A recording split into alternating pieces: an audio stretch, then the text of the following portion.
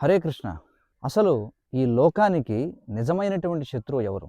వివిధ రకాల జనులు వివిధ రకాల వర్గాల వారిని తమ శత్రువులుగా భావిస్తారు.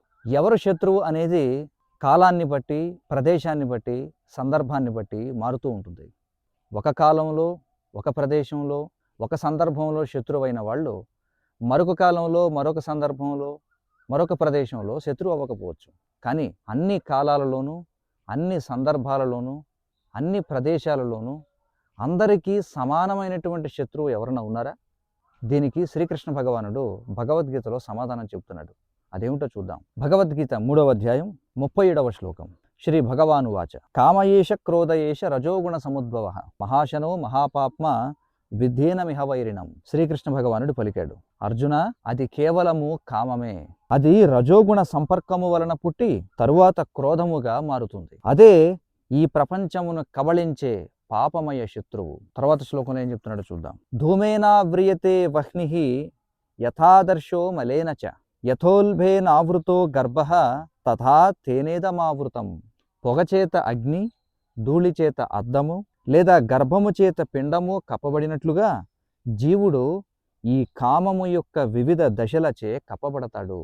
తరువాత ఆవృతం జ్ఞానమేతేన జ్ఞానినో నిత్యవైరిణ కామరూపేణ కౌంతేయ దుష్పూరేణానలేనచ.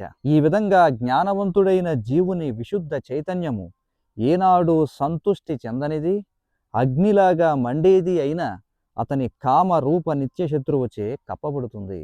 మరి ఈ కామం అనే శత్రువు ఎక్కడ ఉంటుంది చూద్దాం. ఇంద్రియాణి మనోబుద్ధి అస్యాధిష్టానముచ్యతే ఏతైర్విమోహయత్యేష జ్ఞానమావృత్య దేహినం. ఇంద్రియాలు, మనస్సు, బుద్ధి ఈ కామము తిష్ట వేసుకుని కూర్చుండే స్థానాలు. వీటి ద్వారా కామము జీవుని నిజమైన జ్ఞానమును కప్పివేసి అతనిని మోహపరుస్తుంది. మరి దీనికి పరిష్కారం ఏమిటి? తస్మాత్వమింద్రియాణ్యాదౌ నియమ్య భరతర్షభ పాప్మానం ప్రజహిహ్యేనం జ్ఞాన విజ్ఞాన నాశనం. అర్జున, భరతవంశీయులలో శ్రేష్ఠుడా, అందుకే ఇంద్రియాలను నిగ్రహించి ఈ మహా పాపచిహ్నమైన కామమును ఆదిలోనే అణచివేసి జ్ఞానమును మరియు ఆత్మానుభూతిని నాశనము చేసే దీనిని నశింపజేయవలసి ఉంది అని అంటున్నాడు. కాబట్టి మన సమస్యలకు ఎవరో ఒకరిపై మన శత్రువుగా అచ్చువేసి వారిని ద్వేషించే కంటే మనలోనే ఉన్నటువంటి నిజమైన శత్రువైన కామాన్ని మనం జయించాలి. మరి దానికి పరిష్కారం ఏమిటి? పరిష్కారం ఆ శ్రీకృష్ణ భగవానుడు ఇచ్చినటువంటి దివ్య జ్ఞానం భగవద్గీత. హరే కృష్ణ.